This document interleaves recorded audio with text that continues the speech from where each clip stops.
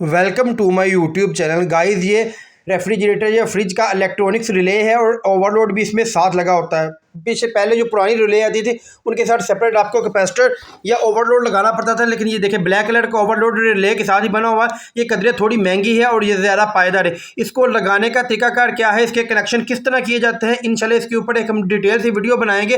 फिलहाल हमने आपको इलेक्ट्रॉनिक्स रिले जो है वो दिखा दी, जो हमने एक फ्रिज को इंस्टॉल करनी जिसका पुराना रिले ख़राब हो चुका था। पुराने ख़राब रिले को किस तरह चेक किया जाता है वो भी इंशाल्लाह हम नेक्स्ट वीडियो में आपको बताएंगे।